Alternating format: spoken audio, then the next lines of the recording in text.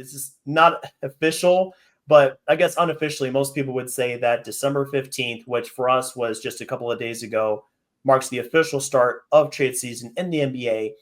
Not that you can't trade before then, but there are so many players that are restricted before that date that it kind of makes things tough for teams that want to make a deal, especially in this climate now of the 2023 CBA and how things are being slowly implemented in to where teams are worried about the apron. So the more options that teams have, the better. And it makes it easier to work out a deal to where they're not up against aprons or activating certain hard caps and things like that. So now it makes more sense for a lot of teams to go out there and try to make trades here. So, Colin, we're going to get into the first deadline that is just approached here for trade eligibility, and that's going to be December 15th. So once we hit December 15th, free agents that sign with a team are eligible to be traded. Usually how that works is these players that sign in free agency can be traded for 3 months or until December 15th, whichever is later. So in most cases, that is December 15th.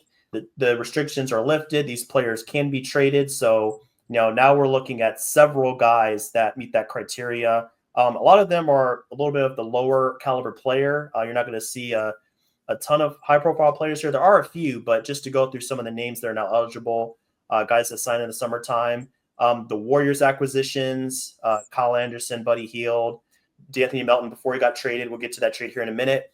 The Pistons acquisitions, Malik Beasley, Tobias Harris, Fontecchio. A lot of guys here. Thomas Bryant, who we're about to talk about here, just became eligible. He fits that criteria. Isaiah Hartenstein for the Thunder. The Magic acquisitions, KCP is eligible. Corey Joseph. It's funny here, Colin, because I'm looking at the Sixers section, and it's a lot of players. It's like half their team became trade eligible because of all the free agents that signed with them. Paul George, Andre Drummond, Eric Gordon, Reggie Jackson, Caleb Martin, Kelly Oubre. So, I mean, the list goes on. But all that to say, there are a lot of more players that are eligible here December 15th. Now, there are another batch of players that we still have another close to a month before they're eligible. These players re-signed with their previous teams, but they got a raise of at least 20% on their previous contracts.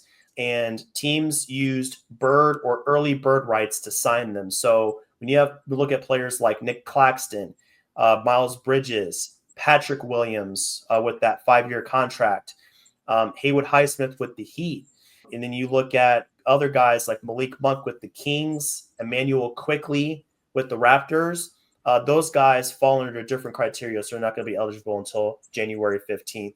So that's to set the stage here. I want to get those general facts out there just to let everybody know some of the players that fit December or January and exactly why they're not eligible until those dates. So, Colin, I want to give you a chance to throw in some more details if you have them about these dates. So what do you have as far as that goes, just in general of these like deadlines here?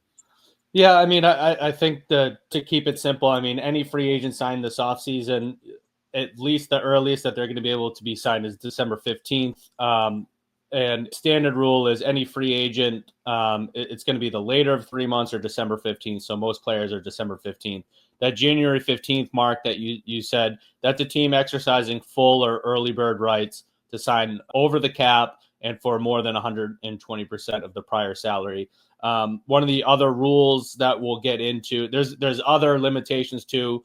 When there's a veteran extension for more than 4 years, they're limited to, or they're restricted from being traded for 6 months. There's designated veteran contracts. They're restricted from being traded for 1 year. So, but the majority of players are either up on December 15th, like we'll talk about a couple of those guys. And then the other ones are January 15th is the majority of the free agent signings this offseason.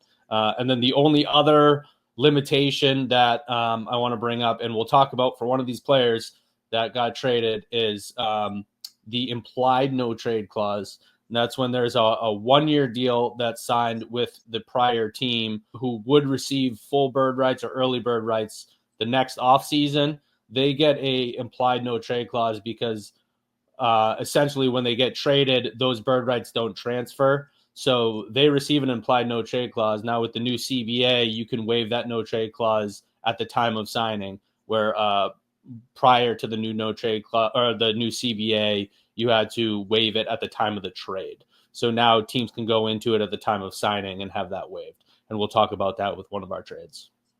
Perfect. Thanks for bringing that up, Colin. I was actually thinking about that as well. Teams can essentially veto a trade if they fall under that criteria, that 1 year.